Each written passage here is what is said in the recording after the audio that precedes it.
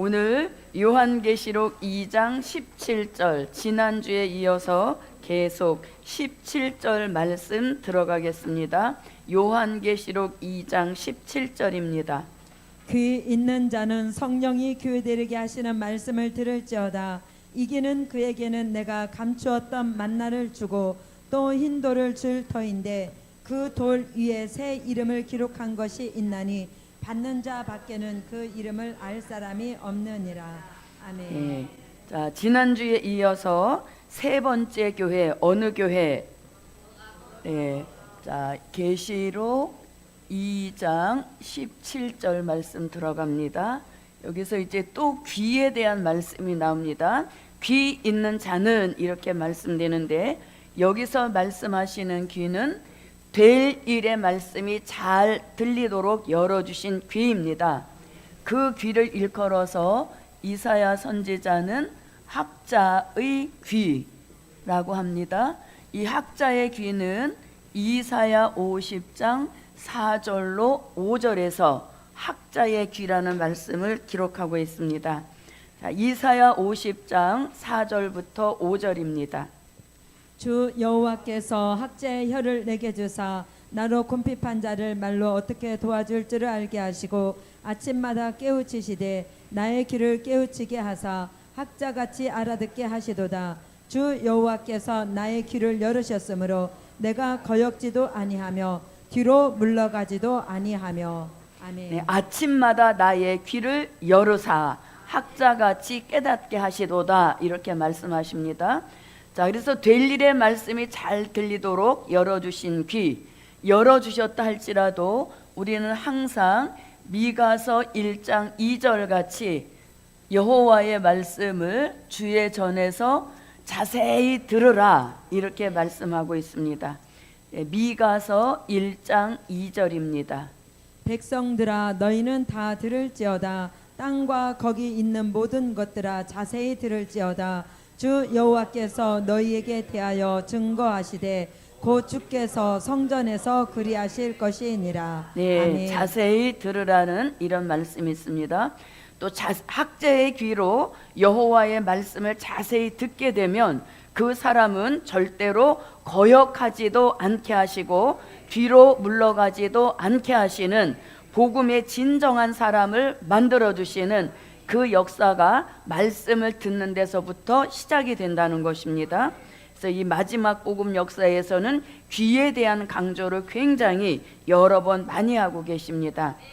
자, 그 다음에 이제 귀 있는 자는 성령이, 이렇게 말씀합니다. 성령이 교회들에게 하시는 말씀을 들으라, 이렇게 말씀하십니다. 자, 그러면 오늘도 우리가 이 버가모 교회에 주시는 이 말씀은 누가 하시는 말씀? 성령이 교회들에게 하시는 말씀으로 받아야 깨달음이 오게 하시는 축복인 것입니다. 그러면 이 성령은 사도 요한, 기록자 사도 요한도 요한계시록 1장 10절에서 1차 성령의 감동을 받았고, 그 다음에 요한계시록 4장 2절에서 2차 성령의 감동을 받고, 또 계속되는 성령의 감동 속에 요한계시록을 완성할 수 있는 그런 역사를 받았다는 겁니다. 또 베드로 후서 1장 20절로 21절 말씀에 보면 경의 모든 예언을 잘 풀고자 하는 원하는 사람 절대적으로 성령의 감동 속에 풀으라, 이렇게 말씀하고 있습니다. 그래서 이 마지막 복음 역사는 이 성령의 감동이 굉장히 중요한 것, 귀 있는 자라는 말씀을 하실 때마다 함께 꼭 동반되는 말씀이 성령의 감동인 것입니다. 그래서 이 복음 역사는 성령이 내주하지 않고 있는 사람, 성령이 아직 임재되지 않은 사람은 들을 수도 없고 깨달을 수도 없는 차원이 높은 그런 말씀이 바로 요한계시록인 것입니다. 그래서 성령이 교회들에게 하시는 말씀을 들으라, 무엇 있는 자, 귀 있는 자, 이렇게 말씀하십니다. 자, 한번 말씀을 읽어보겠습니다. 주의 날에 내가 성령에 감동하여 내 뒤에서 나는 나팔 소리 같은 큰 음성을 들으니. 아멘. 내가 곧 성령에 감동하였더니 보라 하늘의 보좌를 베풀었고 그 보좌 위에 앉으신 이가 있는데. 아멘. 먼저 알 것은 경의 모든 예언은 사사로이 풀 것이 아니니 예언은 언제든지 사람의 뜻으로 낸 것이 아니요 오직 성령의 감동하심을 입은 사람들이 하나님께 받아 말한 것임이니라. 아멘. 네. 자, 사도 요한은 성령의 감동을 받을 때마다 1차 감동, 2차 감동을 받을 때마다 사도 요한의 영적 감각과 기능이 굉장히 이렇게 차원 높게 향상되는 역사를 보여줬습니다. 그래서 우리도 성령의 감동을 계속적으로 받으면 받을수록 우리 영적 감각과 기능에 향상하는 축복이 오게 되는 것입니다. 그래서 성령은 요한계시록에 있어서 필수임을 알려주고 있습니다. 자, 그 다음에 성령이 교회들에게 하시는 말씀을 들을지어다. 자, 그 다음에 무엇하는 자, 이기는 자 이렇게 말씀합니다. 이기는 자. 자, 그러면 이 버가모 교회는 이겨야 할 것이 세 가지가 있습니다. 왜냐하면 책망받은 내용이 세 가지이니까 이기는 것 또한 세 가지를 이겨야 되는 것입니다. 자, 첫 번째 이길 것은 발람의 교훈을 이기라.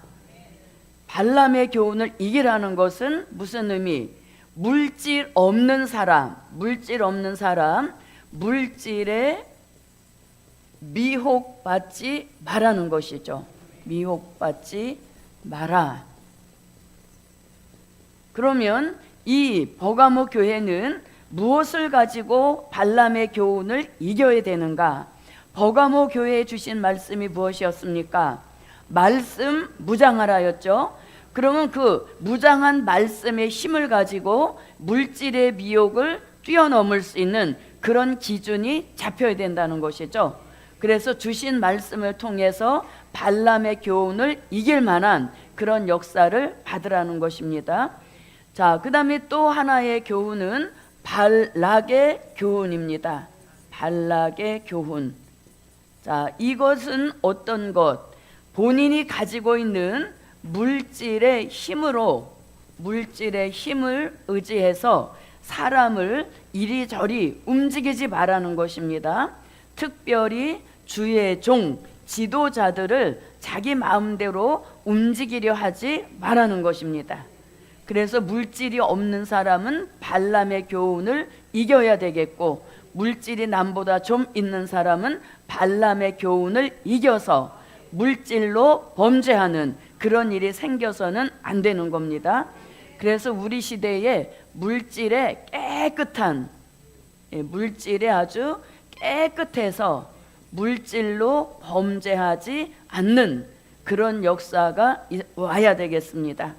특별히 우리 시대는 큰 물질 주실 예언도 성취될 때가 되었기 때문에 특별히 물질에 깨끗하라는 이 말씀을 버가모 교회에 주신 말씀으로 받아야 되겠습니다. 자, 그 다음에 또 누구의 교훈을 이겨라?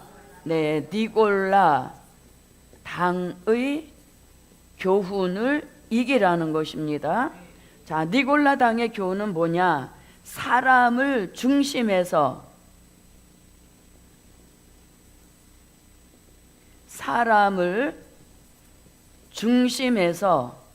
사람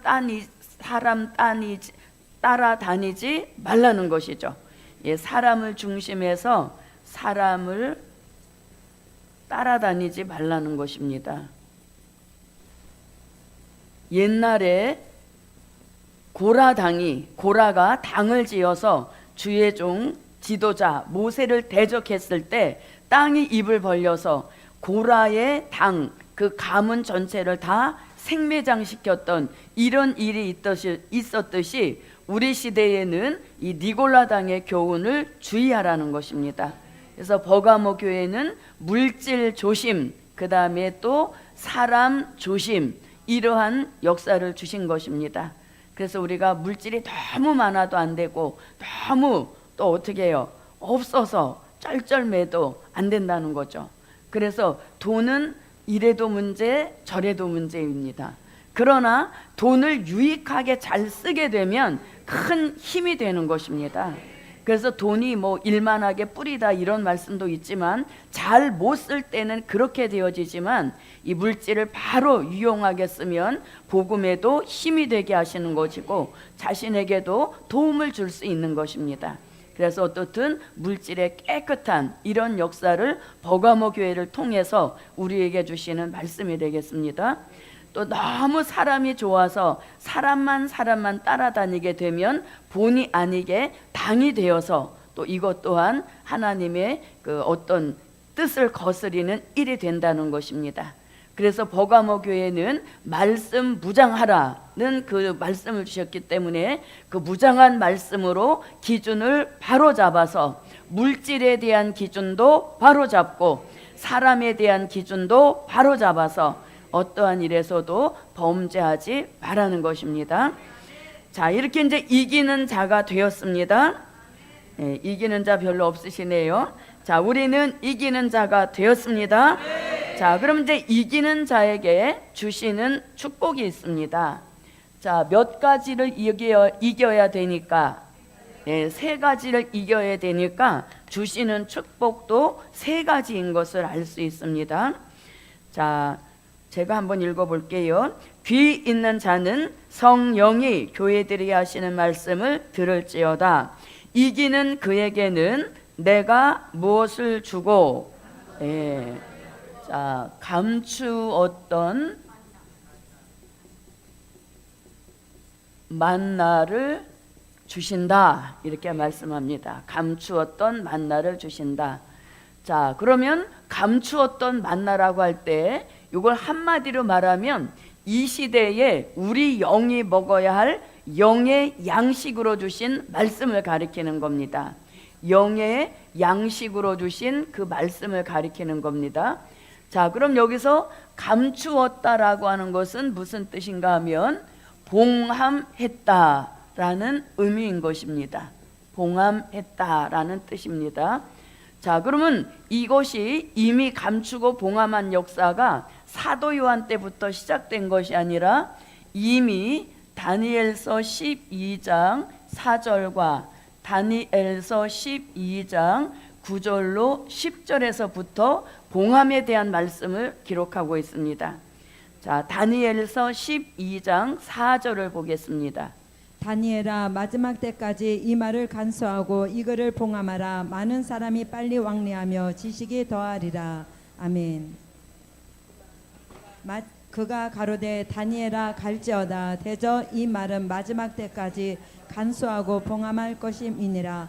많은 사람이 연단을 받아 스스로 정결케 하며 희게 할 것이나 악한 사람은 악을 행하리니 악한 자는 아무도 깨달지 못하되 오직 지혜 있는 자는 깨달으리라. 아멘. 네. 자, 그래서 다니엘 선지자는 간수하고 봉함하되 언제까지만 마지막 때까지 이렇게 말씀했습니다. 그래서 이 봉함은 무한정 봉함이 아니라 시한부적인 봉함인 것입니다. 마지막 때까지. 자, 이 마지막 때까지 간수하고 봉함하라 이 말씀을 요한계시록 22장 10절 말씀에 보니까 이제는 때가 가깝기 때문에 무슨 때? 마지막 때가 가깝기 때문에 더 이상 임봉하지 마라 하셨으니 임봉하지 마라는 것은 개봉하라는 말씀과 같은 의미가 되겠습니다. 자, 계시록 22장 10절입니다. 또 내게 말하되 이 책의 예언의 말씀을 임봉하지 말라. 때가 가까우니라. 네, 아멘. 때가 가까우니라 이렇게 말씀했는데 여기서 때가 가까우니라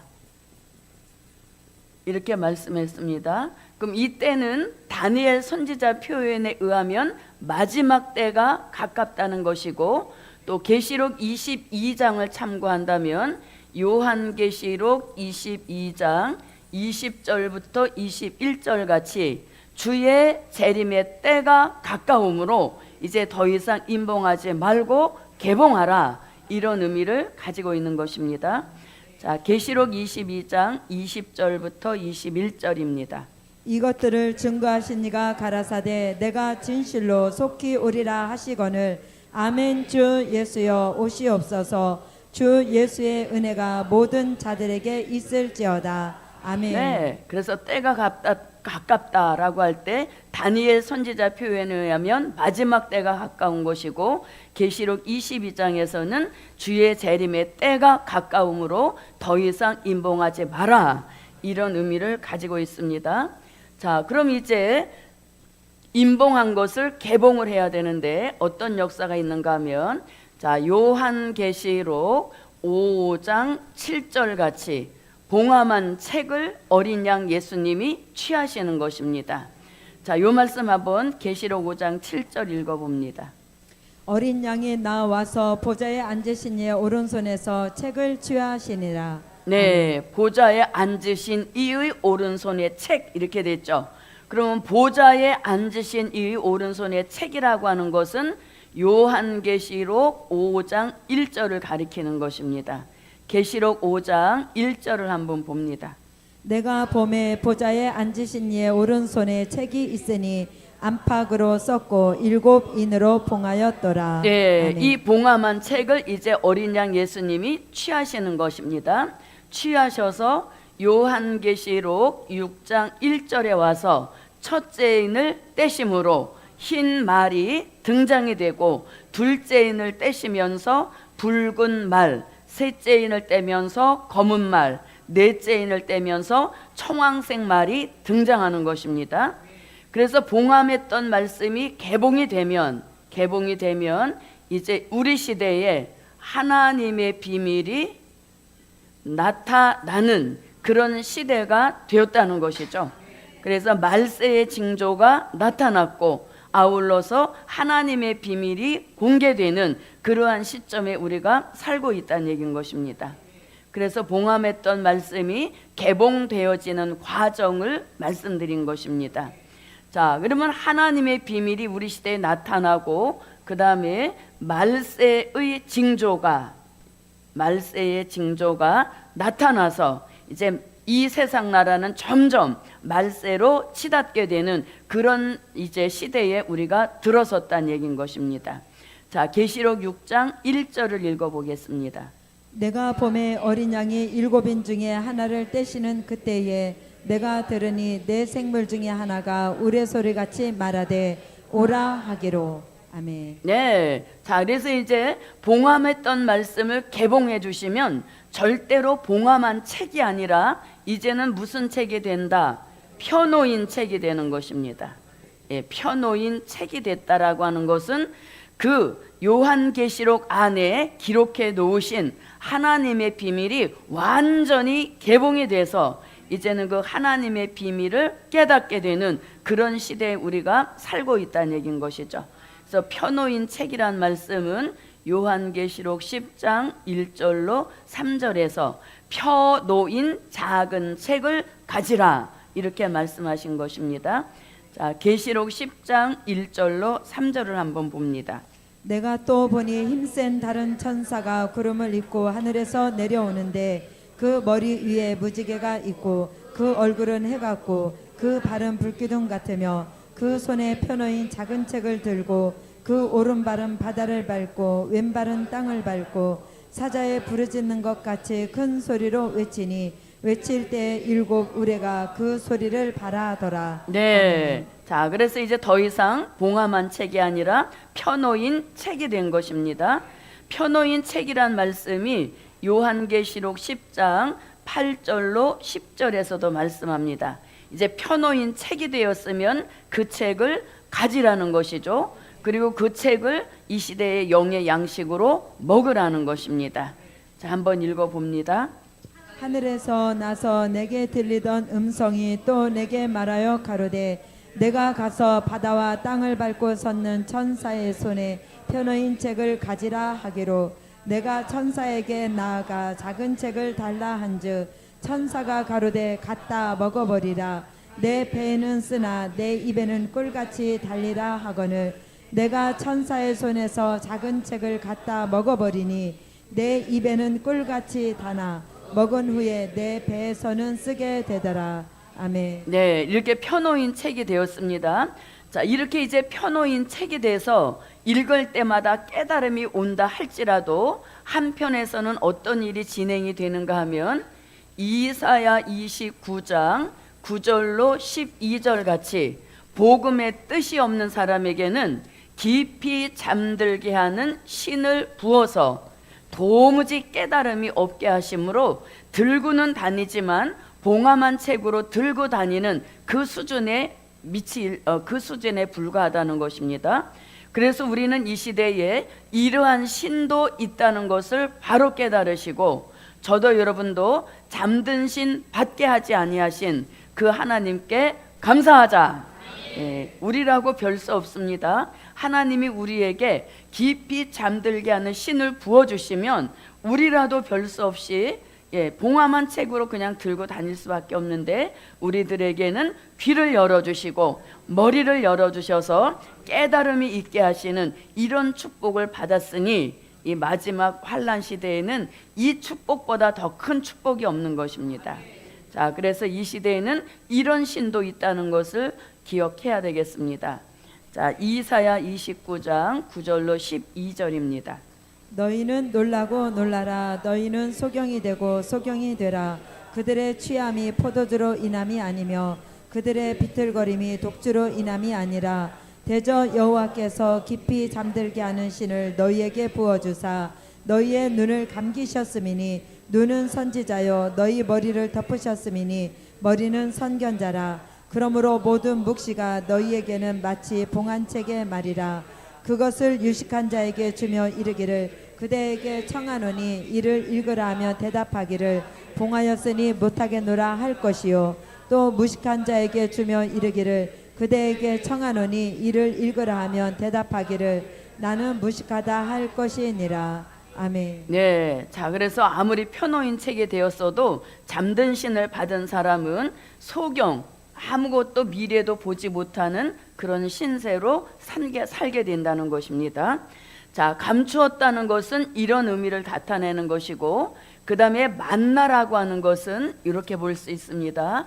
만나는 육적 만나도 있고 영적 만나도 있습니다. 그래서 만나는 육적인 만나도 있고 영적인 만나도 있습니다. 자, 육적인 만나는 히브리 민족이 출애굽하여서 광야 40년 생활 동안 하늘로 직접 내려주셨던 육적인 만나로서 이는 육의 양식을 뜻하는 것입니다. 그래서 이 하나님이 내려주신 이 하늘로 내려주신 만나를 먹은 그 사람들은 그들의 목적지인 가나안 땅에 들어가는 일에 무사하게 들어가게 하셨지만, 그 광야 생활에 지정해 주신 육적인 만나를 툴툴거리고 거부했던 사람 다 광야에서 하나님이 버리시고 가나안에도 들어가지 못한 이런 일이 있었다는 것입니다. 이것이 무슨 만나? 육적 만나라는 얘기인 것입니다. 그런데 오늘 본문에서 말씀하시는 이 감추었던 만나는 영적 만나인 것입니다. 영적 만나인데 이 영적 만나는 환난 시대, 즉 우리 시대에 하나님이 주신 영이 먹어야 할 양식을 뜻하는 것입니다. 우리 영이 먹어야 할 영적 양식을 뜻하는 겁니다. 자, 여러분, 우리가 양식이라고 하는 것은 먹으면 살고 먹지 않으면 죽는 것이 양식인 겁니다. 근데 이것이 영적인 일이다 보니까 별로 심각하게 생각을 하지 않지만 영의 양식도 굉장히 중요한 겁니다. 그래서 이걸 먹지 않으면 어떤 우리 심령의 난제가 오는가 하면 심령에 공허라는 난제가 찾아오게 된다는 거죠. 마땅히 우리 시대에 먹어야 할 영의 양식, 감췄던 만나를 먹지 않으면 심령에 공허가 찾아온다는 겁니다.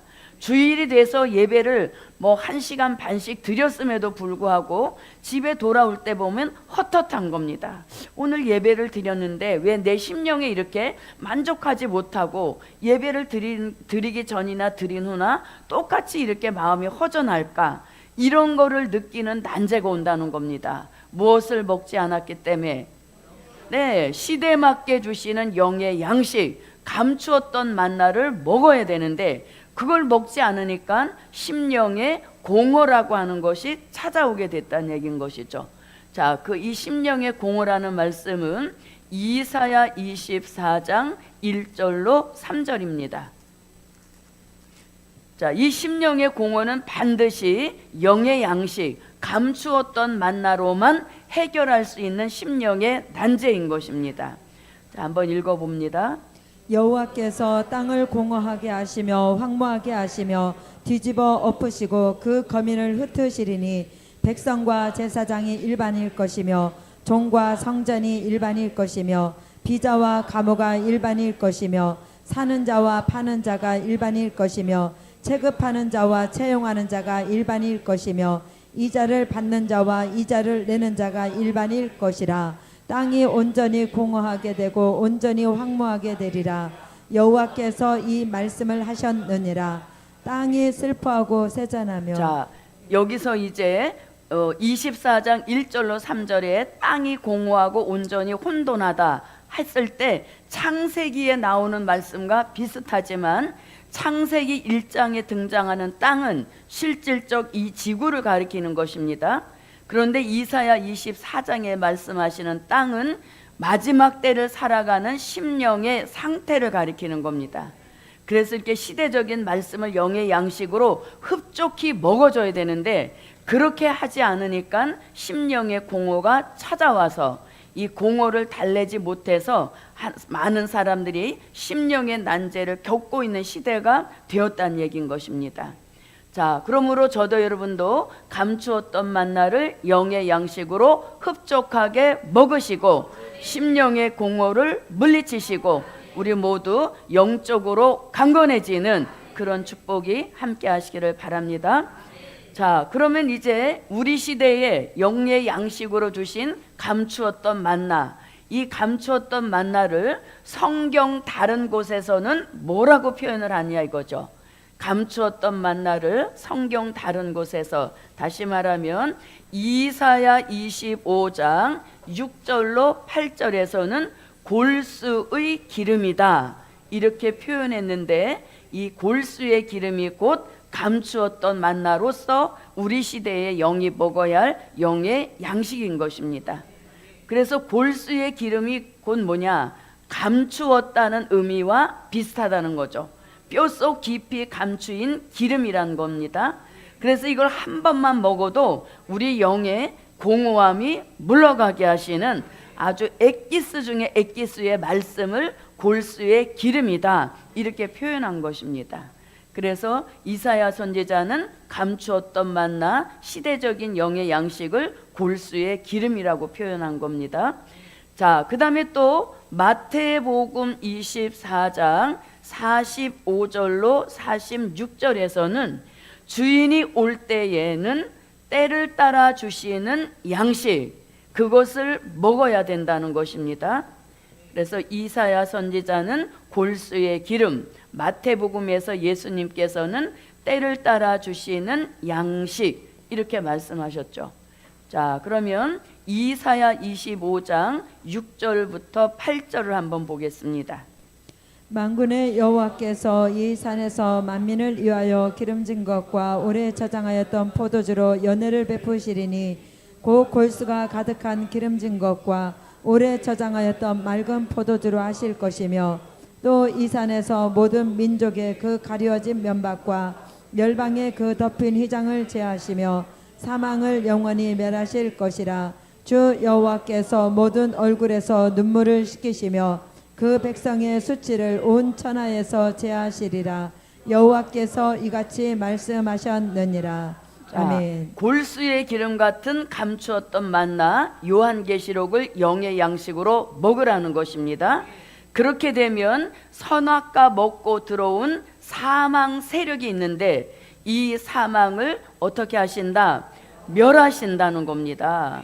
일회적 멸함이 아니라 영원히 멸하셔서 죽지 않을 몸, 썩지 않을 몸으로 변화시켜 주신다고 고린도전서 15장 51절로 54절에서 사도 바울이 말씀하고 있습니다.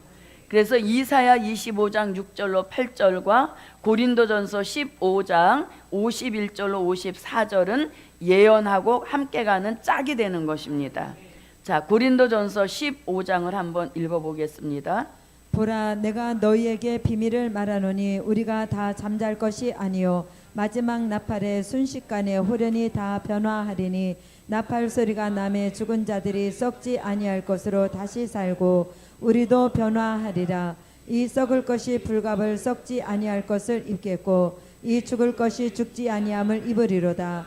이 썩을 것이 썩지 아니함을 입고 이 죽을 것이 죽지 아니함을 입을 때에는 사망이 이김에 삼킨 바 되리라고 기록된 말씀이 응하리라. 사망이 이김에 삼킨 바 되리라고 기록된 말씀이죠. 기록된 말씀이 응하여진다, 이렇게 말씀하고 있습니다. 그래서 어느 누구라도 죽고 싶으신 분은 없죠? 아멘 안 하시는 분들은 내숭입니까? 누구라도 죽고 싶은 분은 없잖아요. 예, 우리가 조금 어디가 뭐 뜨끔뜨끔하면 바로 겁이 나잖아요. 뭐 할까봐? 죽을까봐. 그런데 사망을 멸하시는 진리가 세상에 있는 것이 아니라 생사를 주관하고 계시는 누가 가지고 계시다? 하나님이 가지고 계시다는 거죠. 예. 그런데 그것이 바로 골수의 기름, 감추었던 만나, 요한계시록이 우리의 사망을 멸하시는 이런 역사를 주신다는 겁니다. 이 말씀대로 저와 여러분에게 꼭 이루어져서 죽지도 않게 하시고 썩지도 않게 하셔서 이 시대에 죽지 않고 살아서 영육 구원의 복을 받게 하시는 특별한 역사가 말씀에 있다는 것이죠. 그래서 골수의 기름은 이런 특효를 가져다 주시는 말씀인 것입니다. 자, 그 다음에 때를 따라 주시는 양식입니다. 충성되고 지혜 있는 종이 되어 주인에게 그 집 사람들을 맡아 때를 따라 양식을 나눠줄 자가 누구뇨? 주인이 올 때 그 종에 이렇게 하는 것을 보면 그 종이 복이 있으리로다. 네, 주님이 오실 때가 가까울 때는 그때에 맞는 양식을 나누어 주라는 겁니다. 그러면 때를 따라 주시는 이 양식이 뭐냐? 이것은 곧 선지서와 그 다음에 요한계시록, 다시 말하면 될 일의 말씀이 주님이 오실 때 합당하게 때를 따라 주시는 양식이요, 먹은 후에는 나누어 줘야 할 양식이라는 얘기인 것입니다. 그래서 우리가 시대 분별이 바로 되었다면 말씀 분별도 바로 되어서 시대에 맞는 말씀을 통해서 다시 오실 재림의 주도 영접할 수 있는 그런 복이 저와 여러분에게 함께 하시기를 바랍니다. 자, 그 다음에 히브리서에서는 히브리 5장 12절로 14절에서는 이제 젖을 먹던 차원을 벗어나서 무엇을 먹으라? 단단한 식물을 영의 양식으로 먹으라. 네, 이렇게 말씀하고 있습니다. 자, 히브리서 5장 12절입니다. 때가 오래므로 너희가 마땅히 선생이 될 터인데 너희가 다시 하나님의 말씀의 초보가 무엇인지 누구에게 가르침을 받아야 할 것이니 젖이나 먹고 단단한 식물을 못 먹을 자가 되었도다. 대저 젖을 먹는 자마다 어린 아이니 의의 말씀을 경험하지 못한 자요, 단단한 식물은 장성한 자의 것이니 저희는 지각을 사용함으로 연단을 받아 선악을 분별하는 자들이니라. 아멘. 아멘. 자, 단단한 식물을 먹으면 먹었다라고 하는 효과가 나타나야 됩니다. 자, 그 효과 중엔 뭐냐면 의의 말씀을 경험하게 하신다. 12절 거기 하반절에 보니까 의의 말씀을 경험하지 못한 자라는 겁니다. 무엇을 먹으면, 젖만 먹고 있으면 의의 말씀을 경험하지 못하게 되는데 단단한 식물을 먹게 되면 의의 말씀을 경험하게 하신다는 겁니다.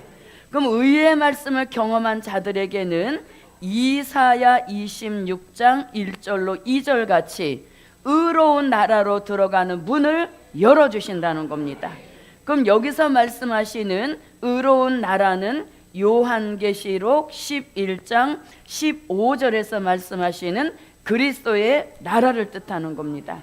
그래서 우리가 젖을 먹게 되면 매일 그 신앙 차원이 어린아이 수준에 불과하다는 것입니다. 근데 이제 그런 말씀을 벗어버리고 시대 맞게 주신 단단한 식물을 영의 양식으로 먹으라는 것입니다. 그렇게 되면 의의 말씀을 경험하게 하셔서 의로운 나라로 들어가는 문을 열어주시니 그 의로운 나라가 곧 그리스도의 나라인 것입니다. 자, 이사야 26장 1절부터 2절입니다. 그 날에 유다 땅에서 이 노래를 부르리라. 우리에게 견고한 성읍이 있으며 여호와께서 구원으로 성과 곽을 삼으시리로다. 너희는 문들을 열고 신을 지키는 의로운 나라로 들어오게 할지어다. 아멘. 네, 의로운 나라로 들어오게 할지어다. 그 의로운 나라는 계시록 11장 15절입니다. 일곱째 천사가 나팔을 불매 하늘에 큰 음성들이 나서 가로되 세상 나라가 우리 주와 그 그리스도의 나라가 되어 그가 세세토록 왕노릇 하시리로다 하니. 아멘. 자, 오늘도 단단한 식물 의의 말씀을 먹고 있는 저와 여러분에게 의로운 나라로 들어가는 그 문을 열어 주셔서 우리 모두 그리스도의 나라에 들어가게 하시는 그 복을 저도 여러분도 받읍시다. 자, 그 다음에 이제 이렇게 단단한 식물을 먹게 되면 의의 말씀을 경험할 뿐만 아니라 우리에게 장성한 자가 되게 하신다는 겁니다. 여기서 장성해진다라고 하는 것은 신앙의 수준을 뜻하는 겁니다. 어린아이적인 수준을 벗어나서 이제는 독립적인 신앙 수준을 갖추게 된다는 것이죠. 그래서 장성한 자가 되어지니까 선악도 분별하게 하시고 또 연단도 받아 넘기게 하시는 이런 역사를 주신다는 겁니다. 결국 이것은 뭘 가리키냐면 이 시대에 영적 지도자로 세우시는 복을 주신다는 겁니다. 네, 어린아이는 지도자가 될 수 없습니다. 그런데 단단한 식물을 먹게 되면 이렇게 지각도 사용할 줄 알게 하시고 또 선과 악도 분별할 줄 알게 하셔서 결국 우리 시대에 영적 지도자로 세워 쓰시는 그 역사와 축복이 단단한 식물을 먹는 종들에게 주시는 축복이다. 예, 자, 그 다음에 이제 어떤 말씀이 있는가 하면 오늘 본문 감추었던 만나가 있고 요한계시록 10장 8절로 10절에서는 작은 책 이렇게 말씀합니다. 작은 책은 결국 무엇의 다른 명칭? 네, 요한계시록의 다른 명칭을 작은 책이라고 했습니다. 자, 계시록 10장 요건 아까 우리가 읽어봤으니까 그냥 넘어가도록 하겠습니다. 자, 작은 책은 먹는 거로 그치는 것이 아니라 에스겔서 3장 1절로 3절 같이 자신의 영적 창고와 같은 배와 창자에 채우라는 것이죠.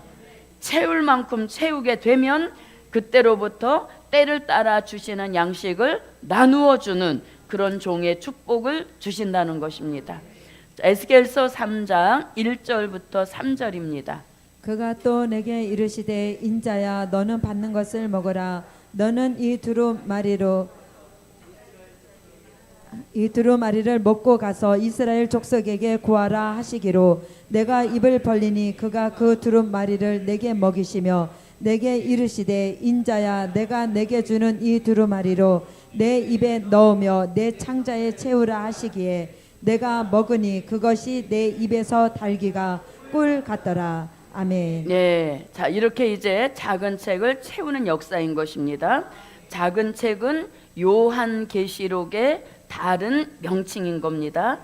그래서 작은 책이란 말씀은 계시록 10장에만 나오는 아주 귀한 말씀인 겁니다.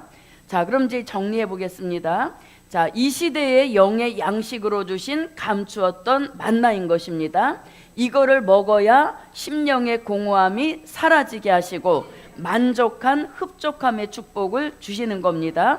그러면 감추었던 만나를 이사야 선지자는 골수의 기름이라 했고, 이 골수의 기름을 먹어라 사망이 멸해진다. 사망이 멸해지면 죽지도 않고 썩지도 않는 몸으로 변화된다. 그리고 그런 몸은 들림받아 주의 재림을 영접할 몸이 된다는 것입니다. 또 감추었던 만나를 예수님은 때를 따라 주시는 양식이라 했고, 또 히브리서에서는 단단한 식물이라 했고, 또 감추었던 만나는 작은 책이요 요한계시록이라는 것입니다. 그래서 우리는 이 시대에 때를 따라 주시는 양식, 이 시대가 분별되면 반드시 무엇도 분별돼서 말씀도 함께 분별이 되어야 된다는 것입니다. 그 말씀이 분별돼서 말씀을 취할 때마다 우리에게 주시는 역사가 다양한 것, 사망도 멸하시고 영적 지도자로도 세워주시고, 또 때를 따라 양식을 나누어 줘서 복 있고 지혜 있고 충성된 종도 만들어주시는 다양한 역사가 말씀 따라 일어나게 하신다는 겁니다. 자, 그럼 이제 다시 요한계시록 2장 17절로 와보겠습니다. 자, 감추었던 만나 받으신 분 아멘. 못한 자가 되어서 이기는 자가 되었죠. 이기는 세 가지 무엇? 발람의 교훈도 이겼고, 발락의 교훈도 이겼고, 니골라당의 교훈도 이겨서 승리자라 인정하시고 감추었던 만나를 주신 겁니다. 자, 뿐만 아니라 또 뭘 주신다? 네, 흰 돌을 주신다 이렇게 말씀합니다. 흰 돌, 나는 이미 동해 바닷가에 가서 가져왔는데 그런 돌의 의미가 아닌 것입니다. 여기서 돌은 진짜 돌을 가리키는 게 아닌 겁니다. 자, 이 흰 돌을 이해하려면 한 돌에 대한 진리를 바로 깨달을 때 흰 돌에 대한 진리도 우리에게 깨달음의 복을 주시는 겁니다. 자, 그럼 이 한 돌이라고 하는 것은 이사야 28장 16절 말씀에 보면 한 돌이란 말씀이 나옵니다. 그런데 이 한 돌은 믿는 돌이요, 또 그 한 돌을 믿는 자는 급절하게 되지 않게 하신다는 거죠. 그래서 이 한 돌은 무슨 돌이다? 믿는 돌이다 이렇게 말씀합니다. 한번 읽어보겠습니다. 그러므로 주 여호와께서 가라사대 보라 내가 한 돌을 시온에 두어 기초를 삼았노니 곧 시험한 돌이요 귀하고 견고한 기초돌이라 그것을 믿는 자는 급절하게 되지 아니하리로다. 아멘. 예, 자, 한 돌은 다시 말하면 무슨 뜻이냐면 한 분 예수. 예, 두 분도 계시지 않은 한 분 예수를 이사야 선지자는 한 돌이시다 이렇게 말씀했죠. 그래서 한 분 예수를 이사야 선지자는 한 돌로 봤는데, 이게 결국은 요한복음 1장 14절과 요한복음 3장 16절 말씀에 의하면 독생자 예수님을 뜻하는 것입니다. 한 분밖에 계시지 않은 한 분 예수, 독생자 예수를 이사야 선지자는 한 돌로 보았다는 얘기인 것이죠. 자, 그러면 보십시오. 흰 돌은 뭐고 한 돌은 뭐냐? 한 돌은 누구시다? 독생자 한 분 예수님을 뜻하는 겁니다. 그러면 흰 돌은 뭐냐 이거죠. 흰 돌을 줄 터인데 이렇게 말씀하는데, 흰 돌은 이런 의미를 갖습니다. 흰 돌이라고 하는 것은 한 돌이신 예수 그리스도의 형상을 이루어 변화 성결된 종을 뜻하는 것입니다. 흰 돌이 뭡니까? 하고 물어본다면 이사야 28장 16절에서 말씀하신 한 돌이신 예수 그리스도의 형상을 이루어서 변화 성결된 종을 흰 돌이라고 합니다. 그래서 저도 여러분도 예수 그리스도의 형상을 이루어야 흰 돌을 줄 터인데 하는 그 축복을 받게 되는 것입니다. 자, 그러면 한 돌이신 예수 그리스도의 형상을 이루라는 말씀. 자, 예수 그리스도의 형상은 갈라디아서 4장 19절과 빌립보서 3장 21절과 고린도전서 15장 44절부터 49절에서 그리스도의 형상을 이루라는 말씀 세 곳이 다 바울이 한 말씀입니다. 그래서 바울은 굉장히 차원 높은 말씀을 했죠. 예수 그리스도의 형상을 이루라는 것입니다. 자, 대표로 갈라디아 4장 19절을 보겠습니다. 나의 자녀들아 너희 속에 그리스도의 형상이 이루기까지 다시 너희를 위하여 해산하는 수고를 하노니. 네, 그리스도의 형상을 이루기 위하여서 내가 해산하는 수고를 하노라 이렇게 말씀했습니다. 자, 그럼 여기도 한번 보겠습니다. 고린도전서 15장 44절로 49절입니다. 육의 몸으로 심고 신령한 몸으로 다시 사나니 육의 몸이 있은즉 또 신령한 몸이 있느니라. 기록된 바 첫사람 아담은 산영이 되었다 함과 같이 마지막 아담은 살려주는 영이 되었나니 그러나 먼저는 신령한 자가 아니요 육 있는 자요 그 다음에 신령한 자니라. 첫 사람은 땅에서 났으니 흙에 속한 자이거니와 둘째 사람은 하늘에서 나셨느니라. 무릇 흙에 속한 자는 저 흙에 속한 자들과 같고 무릇 하늘에 속한 자는 저 하늘에 속한 자들과 같으니 우리가 흙에 속한 자의 형상을 입은 것과 같이 또한 하늘에 속한 자의 형상을 입으리라. 아멘. 네, 하늘에 속한 자의 형상, 그 형상이 곧 예수 그리스도의 형상인 것입니다. 그래서 흰 돌은 한 돌이 되신 예수 그리스도의 형상을 이루어서 변화 성결된 종을 가리키는 겁니다. 쉽게 말하면 이런 겁니다. 한 돌이신, 자, 요런 뜻도 되는 것이고 또 하나는 뭐냐면 한 돌이신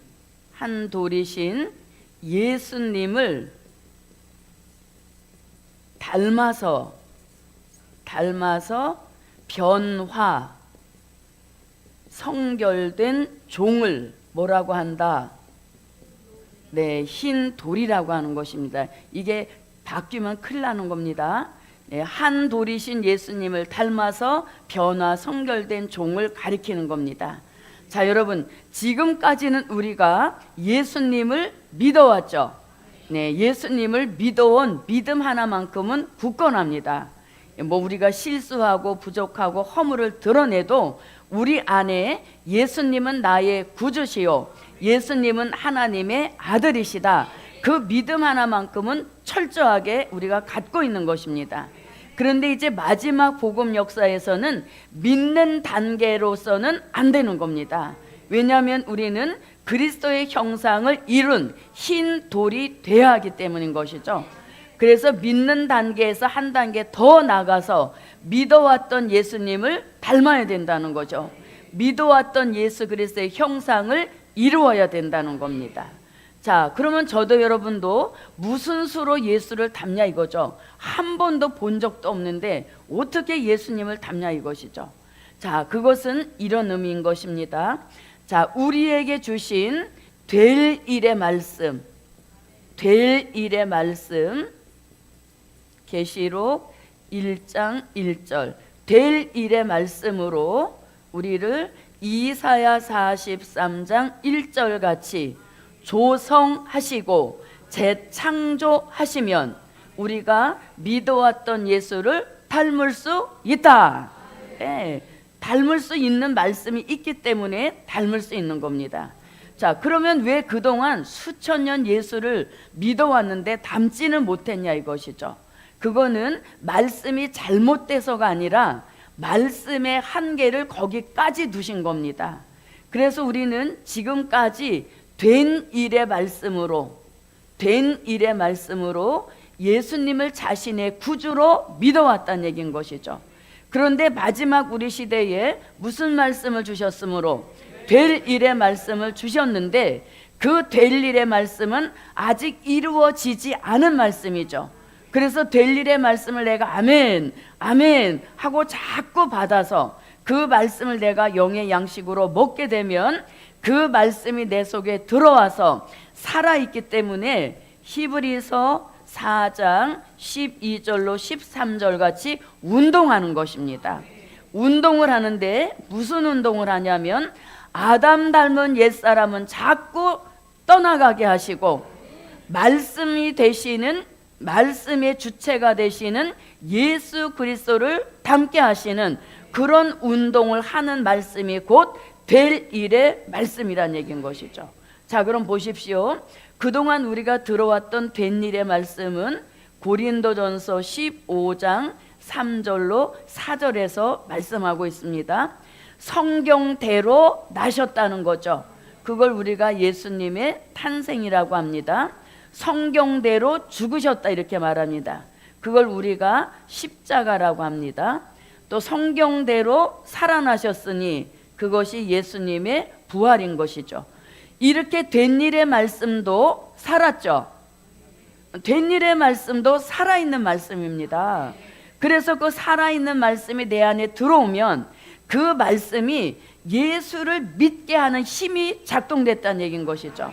그래서 심령 속에 다른 주가 다 떠나가게 하시고 진짜 주인 되시는 예수님을 내가 믿을 수 있는 믿음의 힘을 가져다 준 말씀이 된 일이라는 얘기인 것이죠. 그래서 우리는 된 일을 통해서 예수님의 탄생은 동정녀 탄생이다, 이게 믿어졌죠. 그리고 예수님이 죽으신 것은 나를 위해 십자가에 죽으셨다, 이게 믿어졌단 말입니다. 그리고 예수님이 부활하신 것, 나도 부활할 수 있다는 내세의 소망을 주신 믿음의 말씀이란 얘기인 것이죠. 그래서 된 일의 말씀은 예수님의 이런 말씀과 진리를 믿어지게 하는 믿음을 주셨단 말입니다. 그런데 이제 우리 시대에 와서는 될 일의 말씀을 새롭게 공개해 주시는 거죠. 그 말씀을 내가 영의 양식으로 먹으면 그 말씀이 내 속에 들어와서 운동하면서 누구 닮은 사람은 뽑아내고 옛사람의 모습은 자꾸 뽑아낸다는 얘기죠. 그리고 말씀의 본체가 되시는 예수님을 닮도록 나를 자꾸 조성하시고 재창조해 주신다는 얘기인 것입니다. 그래서 믿음을 주는 말씀은 된 일이요, 예수를 닮게 하는 말씀은 될 일의 말씀이란 얘기인 것입니다.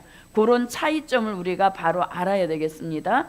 자, 그러면 될 일의 말씀, 요한계시록 1장 1절을 한번 보겠습니다. 예수 그리스도의 계시라. 이는 하나님이 그에게 주사 반드시 속히 될 일을 그 종들에게 보이시려고 그 천사를 그 종 요한에게 보내어 지시하신 것이라. 아멘. 네, 그래서 될 일의 말씀이 들어오면 살아 있기 때문에 운동한다는 겁니다. 히브리 4장 12절로 13절입니다. 하나님의 말씀은 살았고 운동력이 있어 좌우의 날선 어떤 검보다 예리하여 혼과 영과 및 관절과 골수를 찔러 쪼개기까지 하며 또 마음의 생각과 뜻을 감찰하나니 지으신 것이 하나라도 그 앞에 나타나지 않음이 없고 오직 만물이 우리를 상관하시는 자의 눈앞에 벌거벗은 것 같이 드러나느니라. 아멘. 네, 자, 이렇게 운동을 하면서 옛사람 아담의 모습은 자꾸 뽑아져 나가게 하시고 우리가 말씀의 본체가 되시는 예수를 닮도록 하시는데 그걸 이사야 선지자는 조성하신다 이렇게 말씀합니다. 한번 읽어보겠습니다.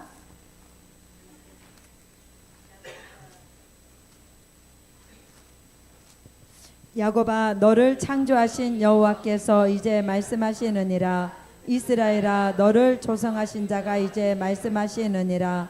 너는 두려워 말라. 내가 너를 구속하였고 내가 너를 지명하여 불렀나니. 아멘. 내 것이라. 네, 아멘. 지명하신 종, 조성하신다는 겁니다. 그 조성은 다른 표현으로 하면 재창조를 뜻하는 겁니다. 우리를 처음 창조하셨을 때는 흙으로 창조하셨는데 이제 마지막 복음의 뜻이 있는 사람은 재창조를 하시는데 그 재창조의 재료는 될 일의 말씀이고 모델은 예수님이란 얘기인 것이죠. 그래서 이렇게 우리를 예수 닮아서 변화 성결된 종이 되었다. 그러면 그 돌이 바로 흰 돌을 줄 터인데 해당되는 종이 되는 것입니다. 그래서 이제는 우리가 이런 역사와 축복을 받아야 되는 겁니다. 자, 그러면 예수 닮아, 예수 닮아. 그러면 뭘 닮냐 이거죠. 무엇을 닮는가? 자, 그게 이제 네 가지로 되는 겁니다. 자, 마음이 변화 성결되어서 예수의 마음을 품게 되는 것입니다. 예, 옛사람의 마음이 변화 성결되면 우리의 마음이 예수의 마음을 품게 된다는 것입니다. 그 말씀이 빌립보서 2장 5절입니다. 이 예수의 마음을 에스겔 선지자는 에스겔서 36장 26절에서 새 마음 이렇게 말씀하죠. 그래서 첫째는 우리가 마음이 변화되고 성결받아야 된다는 겁니다. 자, 그 다음에 성품도, 옛사람의 못된 성품, 그 성품도 변화 성결시켜 주시면 우리의 성품이 신의 성품에 참여하게 되는 그런 복을 주신다는 겁니다. 신의 성품. 자, 말씀은 베드로 전서 1장 4절이 되겠습니다. 자, 죄송합니다. 베드로 후서 1장 4절이 되겠습니다. 자, 그 다음에 또 우리의 체질도, 죽을 체질이죠. 사망 체질이란 말입니다. 병들기 쉬운 체질입니다. 그런데 그렇게 나약한 미약한 체질이라도 될 일의 말씀으로 변화 성결시켜 주시면 우리의 체질이 무슨 체질로? 죽지 않을 체질, 병들지 않을 체질로 변화시켜 주시니 그런 체질을 일컬어서 변화체라고 하는 것입니다. 자, 변화체를 이루려면 꼭 말씀이 두 개가 같이 가야 됩니다. 하나는 이사야 25장 6절로 8절인 것이고, 또 하나는 고린도전서 15장 51절로 54절 같이 다니는 말씀인 겁니다. 자, 마음도 변화 성결돼서 예수의 마음, 성품도 변화 성결되어서 신의 성품, 체질까지 변화체가 되면 저절로 생활에는 변화가 오게 되는 것입니다. 그래서 이러한 생활을 본이 되는 생활이요, 향기 나는 생활이요, 신부답게 사는 생활을 말하는 것이고, 결국 이런 생활은 이사야 43장 7절 같이 창조의 목적을 이루어드리는 생활로 변화시켜 주신다. 예, 그래서 예수 닮아 그러면 뭐 어떻게 닮으란 얘기냐, 이렇게 닮는 역사가 있어야 그 종이 흰 돌이 됐다라고 하는 것입니다. 자, 그러면 예수의 마음을 한번 보겠습니다. 빌립보서 2장 5절입니다. 너희 안에 이 마음을 품으라. 곧 그리스도 예수의 마음이니. 네, 아멘. 이 예수의 마음을 에스겔 선지자는 새 마음이라고 했습니다. 한번 읽어봅니다. 또 새 영을 너희 속에 두고 새 마음을 너희에게 주되 너희 육신에서 굳은 마음을 제하고 부드러운 마음을 줄 것이며. 네, 아멘. 새 마음, 부드러운 마음인 것입니다.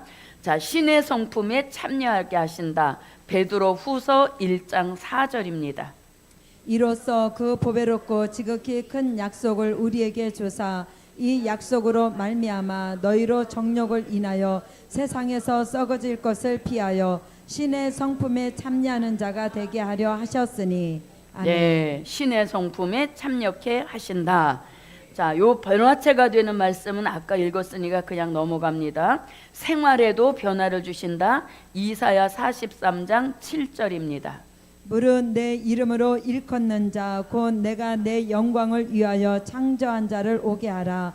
그들을 내가 지었고 만들었느니라. 네. 아멘. 자, 그럼 이제 조금 정리해 볼게요. 자, 이기는 자는 감추었던 만나도 주시고 흰 돌도 주신다 그랬습니다.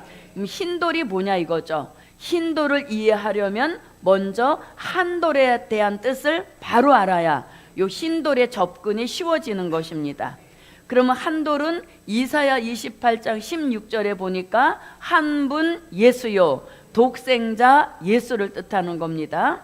그러면 이제 흰 돌이 뭐냐? 한 돌이 되시는 예수 그리스도의 형상을 이루어서 변화 성결된 종을 흰 돌이라고 하는 겁니다. 또 조금 다른 뜻으로 보면 한 돌이 되시는 예수님을 닮아서 변화 성결된 종을 흰 돌이라고 하는 겁니다. 그럼 우리가 예수를 닮기 위하여서는 요 네 가지가 반드시 이제 조성받고 재창조받아서 마음도 변화 성결돼야 되고 성품도 변화 성결돼야 되고 체질까지 생활까지 변화 성결이 됐을 때 그 종을 흰 돌이라고 할 수 있는 것입니다. 자, 옆에 분을 한번 보십시오. 예수님을 얼마나 닮으셨는지. 네. 자, 그런데 예수님을 닮은 게 여기를 뜻하는 게 아니죠. 다 내면인 겁니다. 마음도 성품도 체질도 다 내면의 변화를 의미하는 역사인 것입니다. 자, 그래서 이렇게 흰 돌을 줄 터인데 이렇게 말씀했습니다. 자, 그러면 이제 오늘 이사야 28장 16절에서 한 돌이란 말씀이 나왔습니다. 요 한 돌에 굉장히 큰 진리가 있습니다. 나온 김에 요거 한번 해보고 가겠습니다. 자, 이사야 28장 16절로 다시 오십시오. 와서 읽어주시기 바랍니다. 그러므로 주 여호와께서 가라사대 보라 내가 한 돌을 시온에 두어 기초를 삼았노니 고 시험한 돌이요 귀하고 견고한 기초돌이라 그것을 믿는 자는 급절하게 되지 아니하리로다. 아멘. 네. 자, 한 돌은 한 분 예수 독생자 예수님이신데 이 한 돌이 시대맞게 역사가 좀 틀립니다. 이 한 돌은 시험한 돌이요 이렇게 말씀하죠.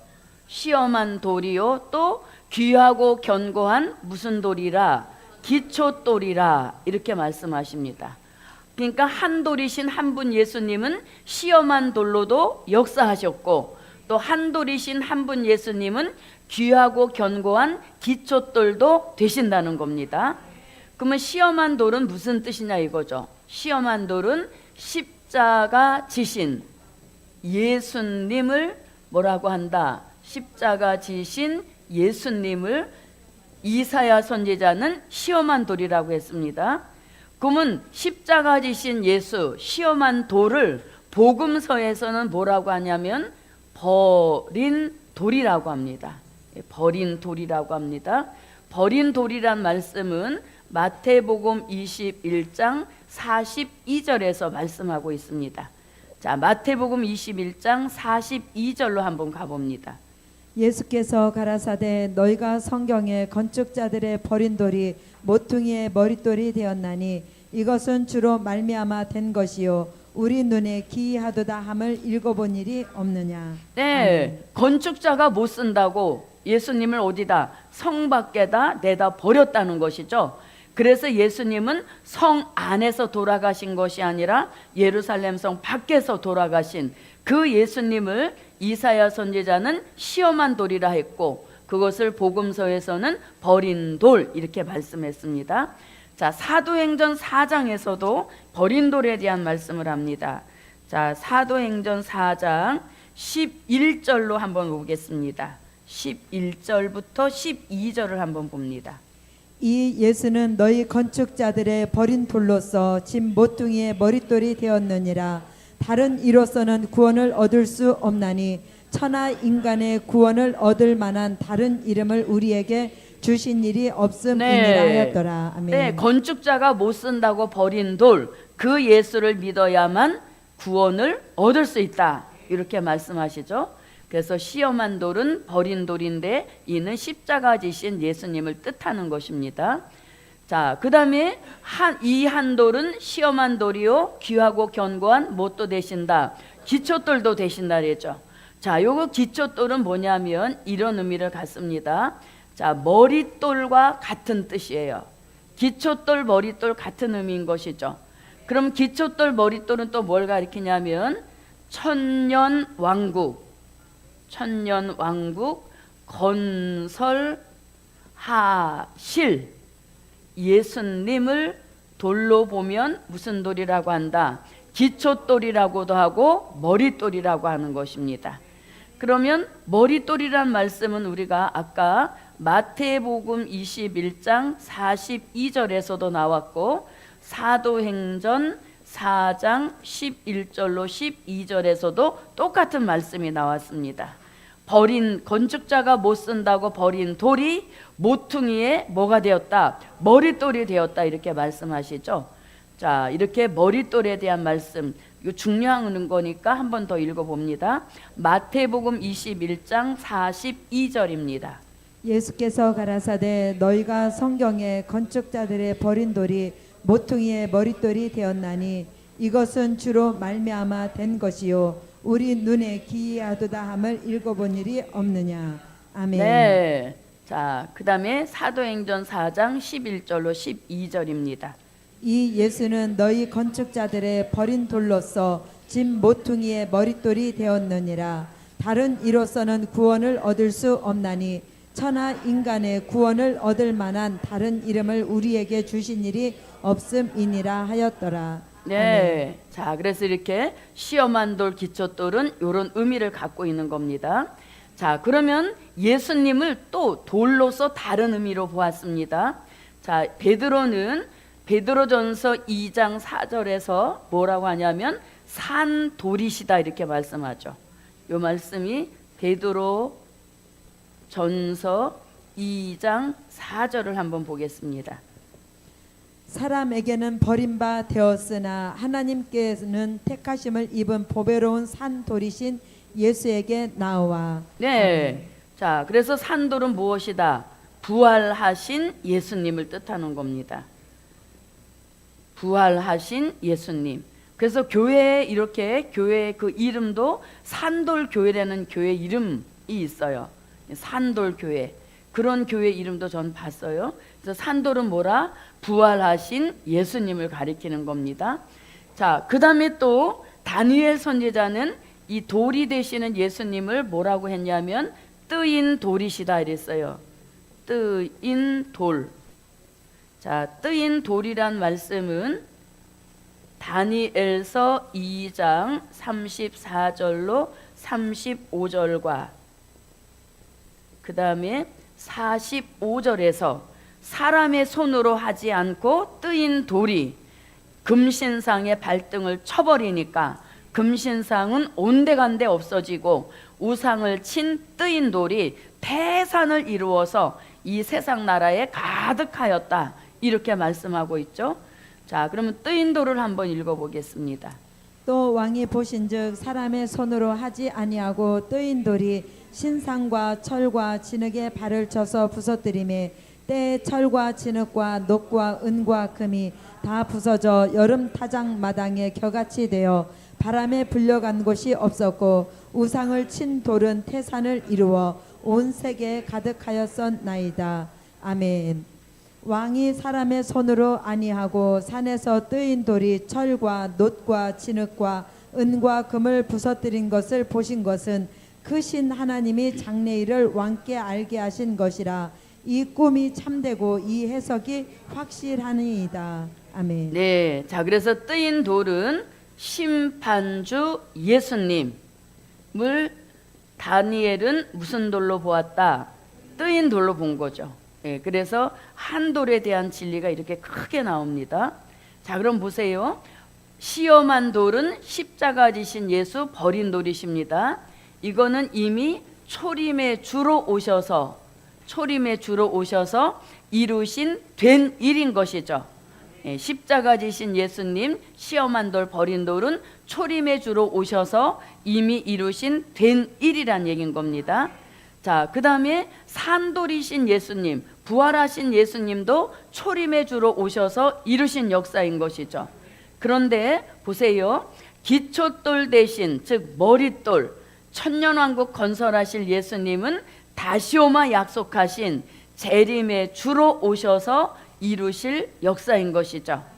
그 다음에 뜨인 돌, 심판주 예수님 또한 다시 오셔서 재림의 주로 오셔서 역사하실 진리인 것입니다. 그래서 우리는 요 하나를 통하여서도 예수님에 대한 초림의 주, 재림의 주, 요걸 바로 분별할 수 있다면 굉장히 그 높은 차원의 수준에 도달한 것입니다. 자, 그러면 보세요. 자, 시험한 돌, 기초돌, 버린 돌, 머릿돌, 산돌, 뜨인 돌, 요거를 순서대로 차례대로 나열하면 1번, 2번, 3번, 4번 이렇게 되죠. 자, 1번은 무슨 돌?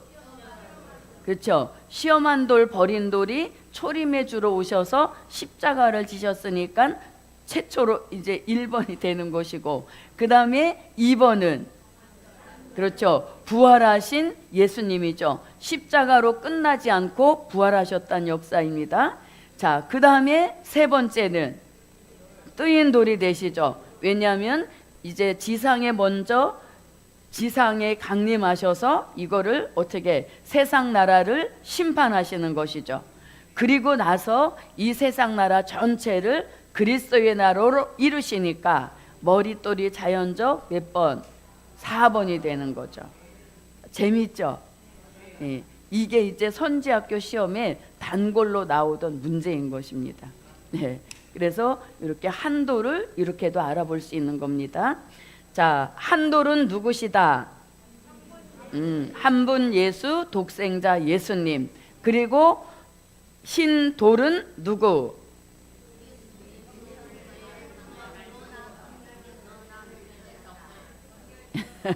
네, 이제 공부할 게 또 한 가지 많이 생겼죠. 예, 한 돌이 되시는 예수 그리스도 형상을 이루어서 변화 성결된 종을 흰 돌이라고 하는 겁니다. 그래서 이제 우리가 흰 돌이 자꾸 되어져 가야 된다는 거죠. 자, 그럼 이제 다시 와 보십시오. 2장 17절입니다. 자, 흰 돌 위에 뭘 기록했다? 새 이름을 기록했다, 이렇게 말씀합니다. 어디 위에? 네, 흰 돌 위에 새 이름을 기록했다, 이렇게 말씀합니다. 자, 새 이름이라고 하니까 뭐 계명해 주신다 그런 차원이 아니에요. 근데 정말 우리가 성경에 보면 이제 계명 받은 사람들이 가끔 있었죠. 예, 아브람을 아브라함이라 해주셨고, 사레를 사라라 해주셨고, 또 사울을 바울이라고 해주셨고, 뭐 이렇게 이름을 바꿔준 사람들이 많이 있었습니다. 그런데 여기서의 새 이름은 그런 의미가 아니에요. 왜냐하면은 흰 돌 위에 이름을 새겼다 그랬잖아요. 그러니까 이렇게 어떤 세상적인 그런 이름이 아니란 얘기인 것이죠. 흰 돌 위에 새긴 새 이름이란 얘기인 것입니다. 그럼 이건 뭘 가리키냐면, 자, 생명책에 기록될 이름을 뜻하는 것이고, 그 다음에 새 시대에 들어가 쓰여질 이름을 뜻하는 것입니다. 그래서 이 새 이름이라고 하는 것을 그런 의미로 받으면 안 됩니다. 왜냐하면 흰 돌 위에 새 이름을 기록했다 했기 때문에 생명책에 기록될 이름이요, 새 시대에 들어가서 쓰게 될 이름을 가리키는 것이고, 또 마귀를 이길 이름을 새 이름 이렇게 말씀한 것입니다. 그래서 저도 여러분도 흰 돌을 이루어서 새 이름을 받는 데까지 나가는 그 역사와 축복이 저와 여러분에게 함께 하시기를 바랍니다. 네, 그래서 새 이름은 이러한 의미를 갖습니다. 자, 요렇게 해서 이제 버가모 교회를 마치고 이제 네 번째 교회로 들어가 보겠습니다. 자, 네 번째 교회는 이름이 두아디라 교회입니다. 두아디라 교회. 자, 두아디라 교회는 요한계시록 2장 18절부터 29절까지의 내용이 두아디라 교회입니다. 자, 두아디라 교회에 주신 말씀이 있습니다. 주신 말씀은 사상 무장하라는 말씀을 주셨습니다. 그리고 두아디라 교회 역시 책망받은 교회입니다. 그래서 두아디라 교회는 7교회 중에서 네 번째 교회이고, 주신 말씀은 사상 무장하라. 그리고 이 교회는 책망받은 교회입니다. 자, 에베소 서머나 버가모. 자, 에베소 교회 주신 말씀. 처음 사랑을 회복하라. 서머나 교회 주신 말씀은 죽도록 충성하라. 그리고 버가모 교회 주신 말씀은 말씀을 무장하라. 그 다음에 두아디라 교회는 사상 무장하라는 이런 말씀을 주셨습니다. 자, 그럼 이제 두아디라 교회로 오겠습니다. 자, 18절부터 19절까지 한번 보겠습니다.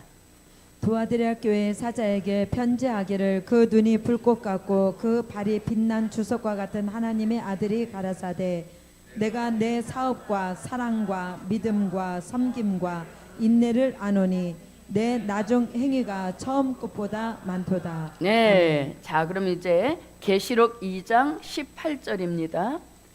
자, 요한계시록 2장 18절에서 두아디라의 교회에 나타나신 예수님의 모습입니다.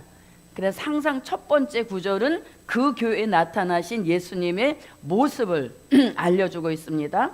자, 그 교회에 나타나신 예수님의 모습만 봐도 그 교회의 형편과 처지를 알 수 있다 그랬죠. 자, 그럼 이제 두아디라 교회에 어떤 모습으로 나타났는가? 자, 그 눈이 무엇 같다? 네, 그 눈이 불꽃 같은 눈으로 나타나셨다는 겁니다. 눈이 불꽃 같다. 상상만 해도 무섭지 않습니까? 눈이 불꽃 같다는 겁니다. 자, 그럼 불꽃 같은 눈이란 말씀은 이미 요한계시록 1장 14절에서 심판주의 눈이 불꽃 같다 이렇게 말씀했습니다. 자, 계시록 1장 14절을 한번 봅니다. 그 머리와 털의 희기가 흰 양털 같고 눈 같으며 그 눈은 불꽃 같고. 네, 그의 눈은 무엇 같고 불꽃 같고 이렇게 말하죠. 심판주의 눈이 불꽃 같다는 겁니다. 자, 이건 뭘 가리키는가 하면 자, 불의를 용납지 않으시는 불의를 용납지 않으시는 심판주의 모습을 뭐라 했다? 불꽃 같은 눈으로 이렇게 말씀하신 겁니다.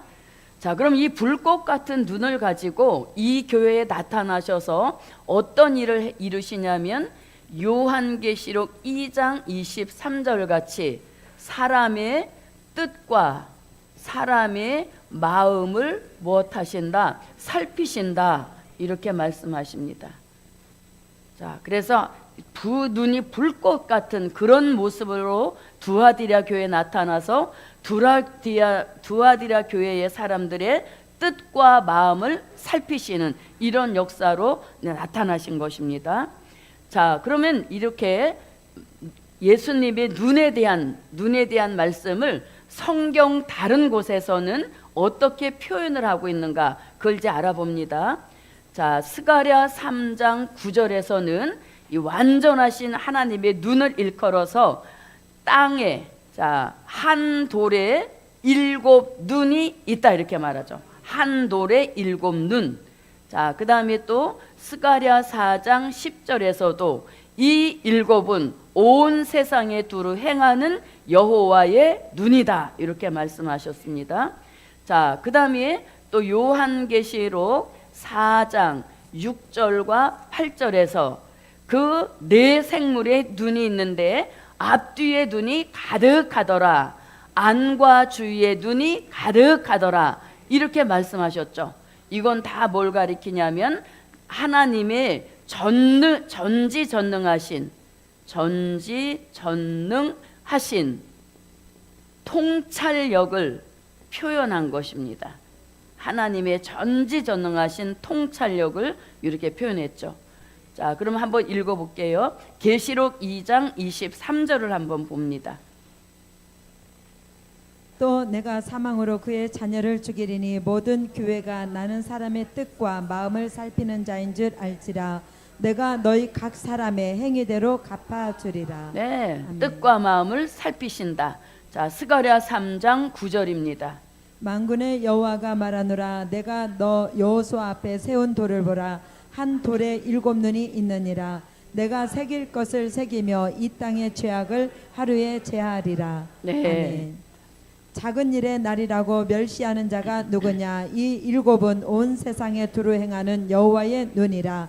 다림줄이 스룹바벨의 손에 있음을 보고 기뻐하리라. 네, 이 일곱은 온 세상에 두루 행하는 여호와의 눈이라. 자, 그다음에 계시록 4장 6절과 8절입니다.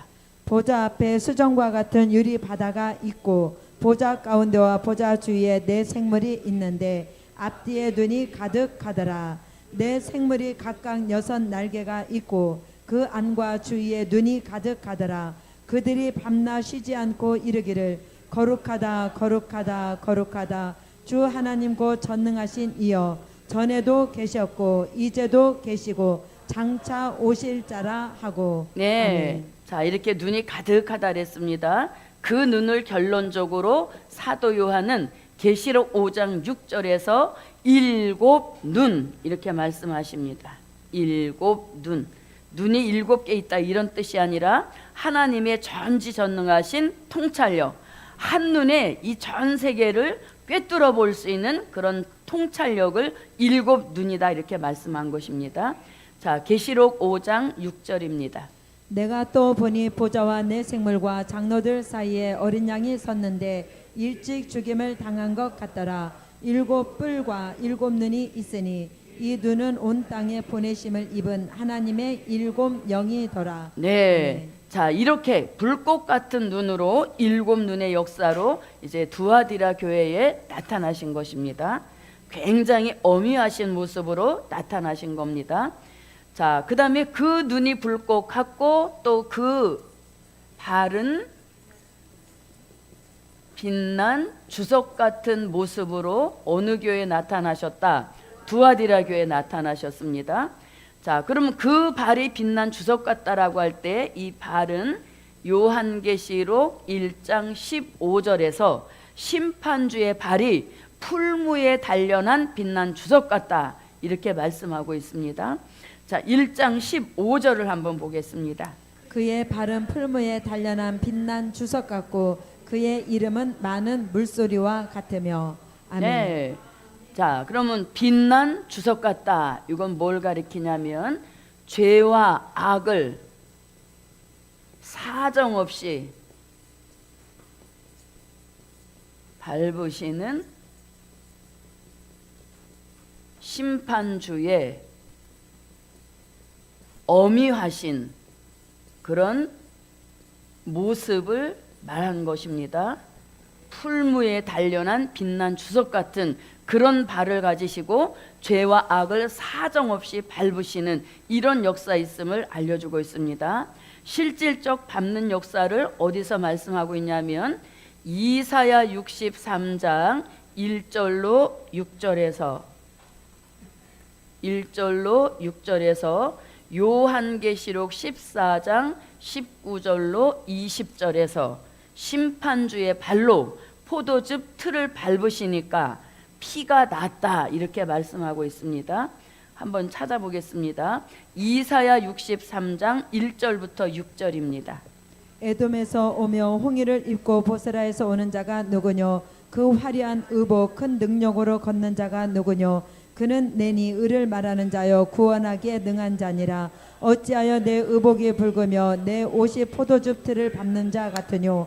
만민 중에 나와 함께한 자가 없이 내가 홀로 포도즙 틀을 밟았는데 내가 노함을 인하여 무리를 밟았고 분함을 인하여 짓밟았으므로 그들의 선열이 내 옷에 띄어 내 의복을 다 더럽혔음이니 이는 내 원수 갚는 날이 내 마음에 있고 내 구속할 해가 왔으나 내가 본즉 도와주는 자도 없고 붙들어주는 자도 없으므로 이상히 여겨 내 팔이 나를 구원하며 내 분이 나를 붙들었음이라. 내가 노함을 인하여 만민을 밟았으며 내가 분함을 인하여 그들을 죽게 하고 그들의 선열로 땅에 쏟아지게 하였느니라.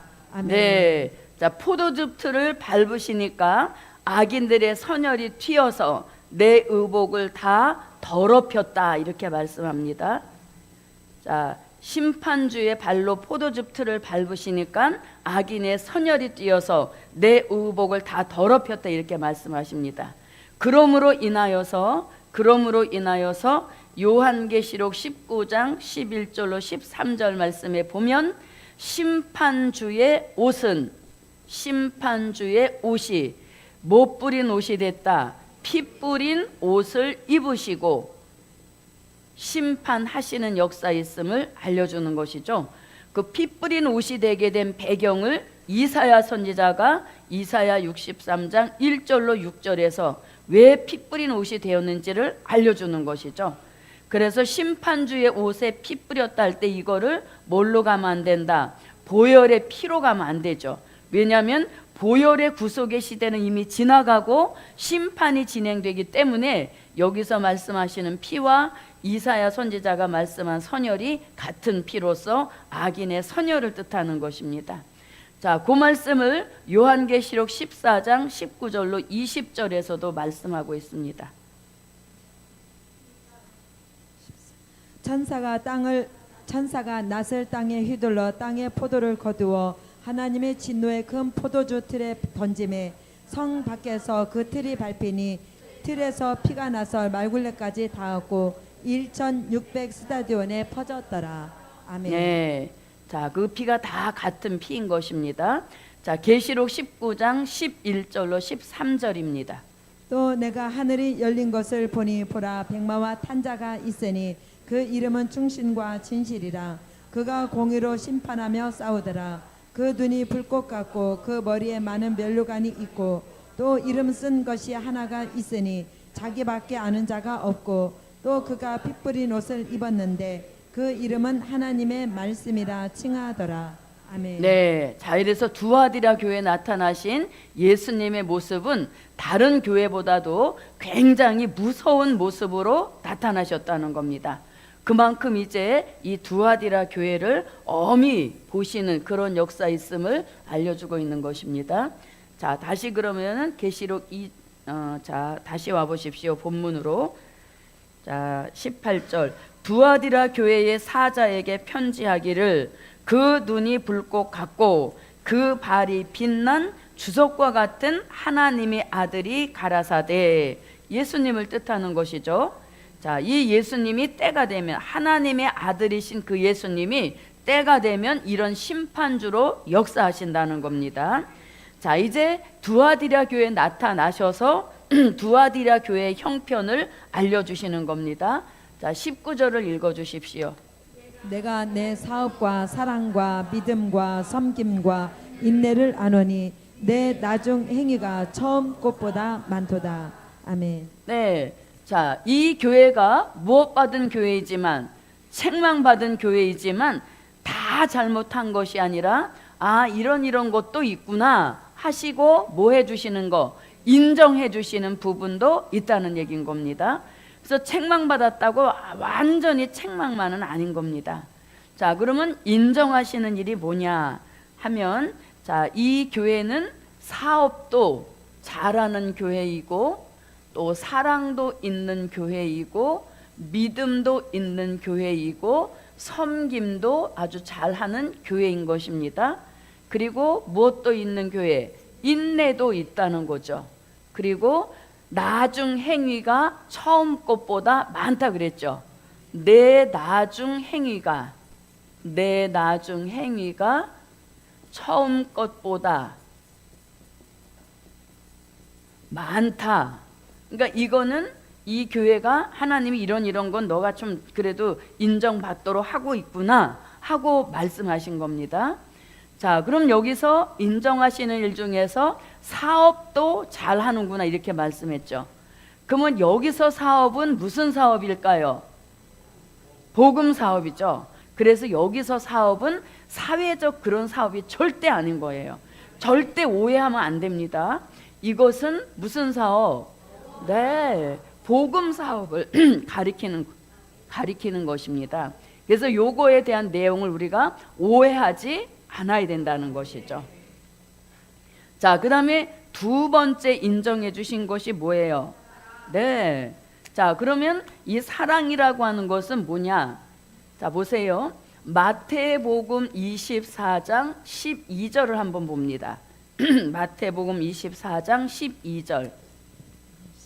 불법이 성함으로 많은 사람의 사랑이 식어지리라. 네, 사랑이 식어져서 사랑 없는 시대가 되었는데 두아디라 교회는 사랑이 있다는 것이죠. 그래서 사랑이 있다라고 하는 것은 기독교의 본질을 아직 유지하고 있다는 얘기인 것이죠. 왜? 믿음, 소망, 사랑, 그 중에 제일은 사랑이라 했는데 그걸 아직까지 지키고 있다는 겁니다. 그러니까 인정하시는 일도 많이 있는 겁니다. 자, 그 다음에 뭐 또 있다? 믿음도 있습니다. 자, 그러면 보십시오. 누가복음 18장 8절 말씀에 보면 인자가 올 때에 세상에서 믿음을 보겠느냐 하시면서 믿음 없는 시대가 올 것을 말씀하셨는데 두아디라 교회는 뭐 또 믿음도 잘 지키고 있다는 것이죠. 그러면 사랑이 기독교의 본질이라면 믿음은 구원의 본질이다. 사랑으로 구원받는 거 아니죠. 무엇으로 구원받습니까? 믿음으로 구원받죠. 그래서 구원의 본질인 믿음도 잘 지키고 있으므로 인정해 주셨다는 얘기인 겁니다. 자, 그 다음에 뭐 또 있다? 섬김도 있다는 겁니다. 근데 우리 시대에 누구라도 나를 좀 섬겨다오, 나를 좀 섬겨 이렇게 말하지 섬기고자 하는 사람은 드문 시대인데 이 두아디라는 교회는 그래도 서로 섬길 줄 아는 교회란 얘기인 것이죠. 다시 말하면 겸손이 지켜지고 있는 교회란 얘기인 것입니다. 자, 그 다음에 인내 없는 우리 시대에 무엇도 있다? 인내도 있어요. 그래서 이 교회는 참고 견디고 그 다음에 기다리는 인내를 가지고 있다는 얘기인 겁니다. 그러니까 여러 가지 좋은 일이 많이 있습니다. 사업도 잘해서 복음이 부흥되게 하고 또 사랑도 있어서 믿음도 있어서 섬김도 있고 또 인내도 가지고 있다는 겁니다. 그 다음에 나중 행위가 처음 것보다 많다 그랬죠. 그러면 이 교회는 점점 뭐 하는 교회? 부흥하는 교회죠. 발전하는 교회입니다. 이 교회는 진보하는 교회입니다. 예, 이 교회는 부흥하는 교회요, 발전하는 교회요, 진보하고 있는 교회인 거죠. 그래서 괜찮은 겁니다. 뭐 하는 교회가 아니에요. 쪼그라드는 교회가 아니죠. 그래서 멀쩡하던 교회도 누가 가면 쪼그라들잖아요. 그런데 이 교회는 그것이 아니라 나중 행위가 처음 것보다 많다라고 하는 것은 점점 부흥되는 교회, 점점 발전되고 진보하고 있는 교회인 것이에요. 그래서 이렇게 예수님이 인정해 주시는 게 하나, 둘, 셋, 넷, 다섯, 6가지를 그래도 인정해 주시는 이런 일을 하고 있다는 것입니다. 그래서 이제 19절에서는 이 교회가 무엇한 거 잘하고 있다고 인정해 주신 이런 역사인 것이죠. 네. 자, 그런데 이제 인정해 주시는 것도 잠깐인 것이고 이제 20절로 들어가면 분위기가 완전 이제 싸늘해지는 겁니다. 자, 20절 읽어 주십시오. 그러나 내게 책망할 일이 있노라. 자칭 선지자라 하는 여자 이세벨을 내가 용납함이니 그가 내 종들을 가르쳐 꿰어 행음하게 하고 우상의 제물을 먹게 하는도다.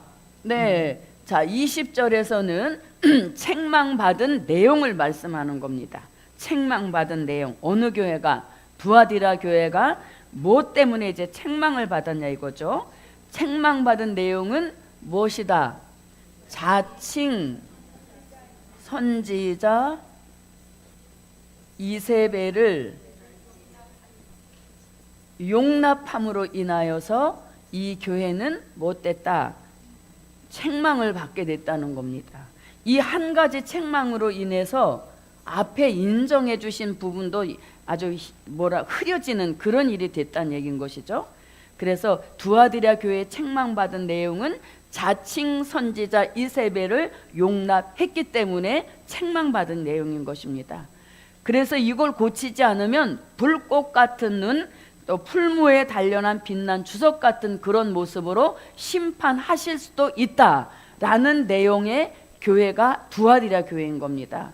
그래서 굉장히 이거를 고치지 않으면 무슨 대상? 심판의 대상이 될 수 있다는 것을 이 교회에 나타나신 예수님의 모습을 통해서 알 수 있다는 얘기인 것이죠. 자, 그럼 여기서 우리가 보십시오. 자칭이라고 하는 것은 무슨 의미? 예수님이 인정해 주시지 않은 거죠. 그러니까 자칭이니까 이건 뭐예요? 가짜란 얘기인 겁니다. 가짜란 곧 뭐? 거짓 선지자란 얘기인 것이죠. 거짓 선지자임에도 불구하고 그거를 밝혀내서 거짓된 것을 이제 뽑아내야 되는데 오히려 용납을 했다는 것이죠. 그래서 이 교회는 책망을 받게 됐다는 겁니다. 자, 그러면 이 자칭 선지자 이세벨에 대한 말씀이 열왕기 상으로 한번 가보겠습니다. 자, 자칭 선지자 이세벨 열왕기상 16장입니다. 열왕기상 16장 29절부터 33절을 한번 보겠습니다. 유다왕 아사 제38년에 오므리의 아들 아합이 이스라엘 왕이 되니라. 오므리의 아들 아합이 사마리아에서 22년을 이스라엘을 다스리니라. 오므리의 아들 아합이 그 전에 모든 사람보다 여호와 보시기에 악을 더욱 행하여 느밧의 아들 여로보암의 죄를 따라 행하는 것을 오히려 가볍게 여기며 시돈 사람의 왕 에바알의 딸 이세벨로 아내를 삼고 가서 바알을 섬겨 숭배하고 사마리아에 건축한 바알의 사당 속에 바알을 위하여 단을 쌓으며 또 아세라 목상을 만들었으니 저는 그 전에 모든 이스라엘 왕보다 심히 이스라엘 하나님 여호와의 노를 격발하였더라. 네, 자, 이 이세벨은 본문 읽은 말씀과 같이 아합 왕의 왕후입니다. 근데 이제 문제는 뭐냐면 이 이세벨이 이방 나라, 즉 시돈이라고 하는 나라의 공주였습니다. 시돈이라고 하는 이방 나라의 공주였는데 이제 이 아합 왕에게 시집을 오면서 혼자 온 것이 아니라 바알 신을 가지고 오고 그 다음에 바알 신을 섬기는 그 거짓 선지자 450인을 함께 데리고 온 거죠. 그래서 이스라엘 앞에 올무를 놓아서 하나님만 섬겨야 될 이스라엘 사람들에게 바알 신을 섬기도록 막 이렇게 역사했던 그 여자가 이세벨인 겁니다. 그런데 그 이세벨이 이 마지막 복음 계시록에 재등장이 되는 것이죠. 그럼 우리 시대에도 이세벨 같은 음녀가 나온다는 것을 말씀해 주고 있는 겁니다. 그래서 이 이세벨은 열왕기를 잘 읽어보면 음녀라는 말씀이 나와요. 그래서 이 이세벨이 자기네 나라에서 섬기던 바알 신을 가지고 왔는데 그 또 거짓 선지자를 함께 데리고 온 겁니다. 그런데 잘 보십시오. 이때 보세요. 이 이세벨이라고 하는 왕후는 아합 왕의 정권을 등에 업은 겁니다. 아합 왕의 정권을 등에 업고 자신이 데리고 온 바알 이 이세벨의 그 교권을 아주 무기를 삼아서 이스라엘 사람 전체를 다 바알을 섬기도록 만들었다는 얘기인 거죠.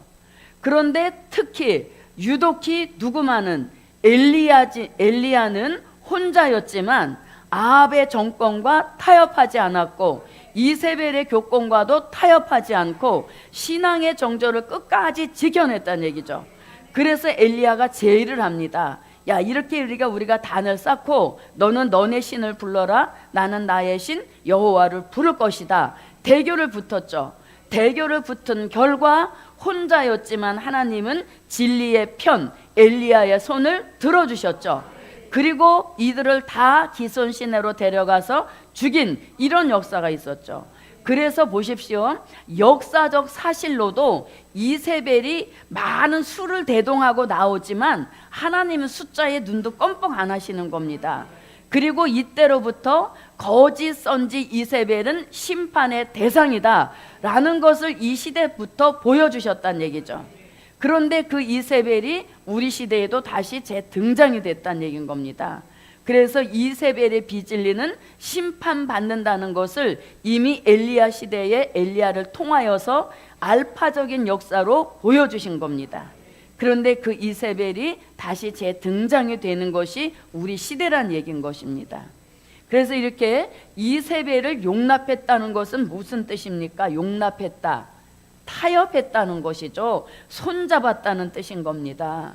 용납했다는 것은 이세벨의 빚진리와 타협했다는 뜻, 또는 뜻을 같이 했다는 것이고, 또 손잡았다, 이런 의미를 갖고 있는 것입니다.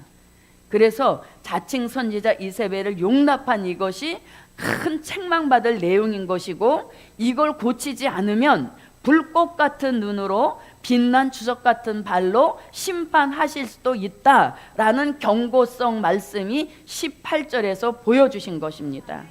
그래서 이렇게 이거는 이미 알파적인 역사로 심판의 대상이라는 걸 보여주신 겁니다.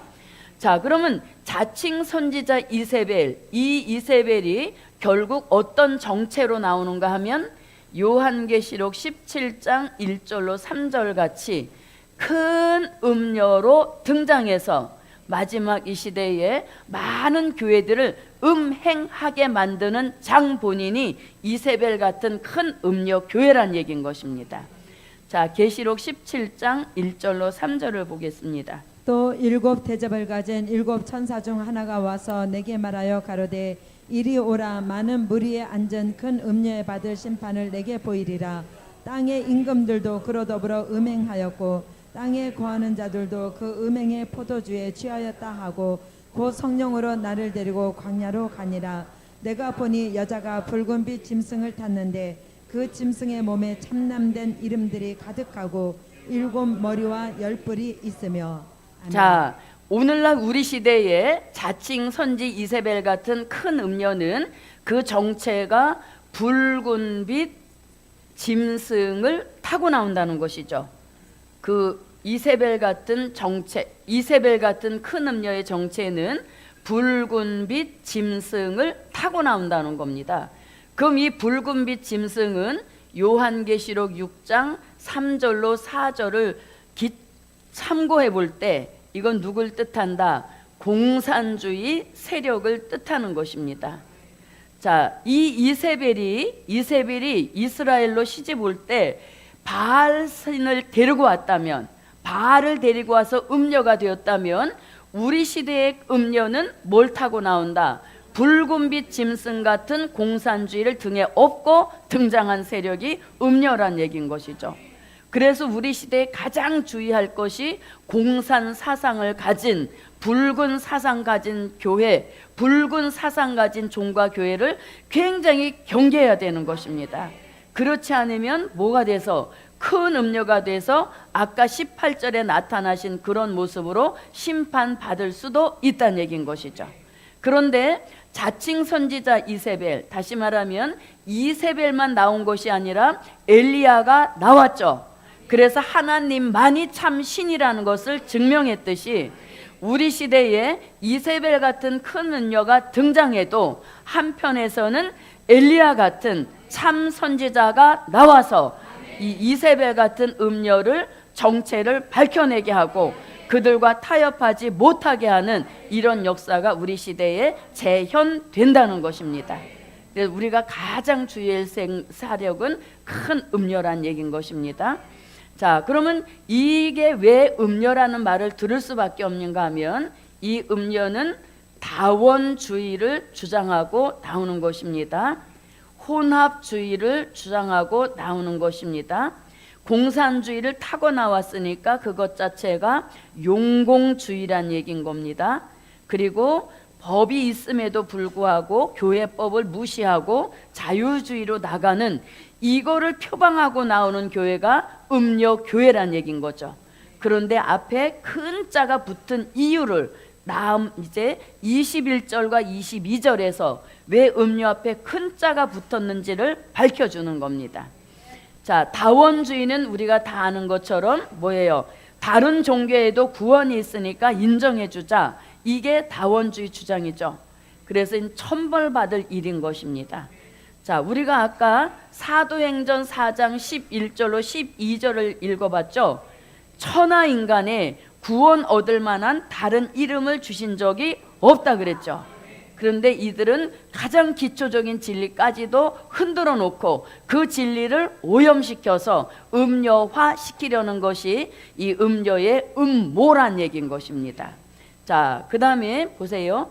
자, 사도행전 4장 11절로 12절 뭐 찾아내려면 끝도 없는 것입니다. 또 요한복음 14장 6절에서도 내가 곧 길이요 진리요 생명이니 나 예수로 말미암지 않고는 아버지께로 올 자가 절대 없다 그랬습니다. 다원주의는 또 틀렸다는 것입니다. 또 사도행전 16장 30절로 31절에서 물어봅니다. 선생이여, 우리가 어떻게 해야 구원을 얻으릴까?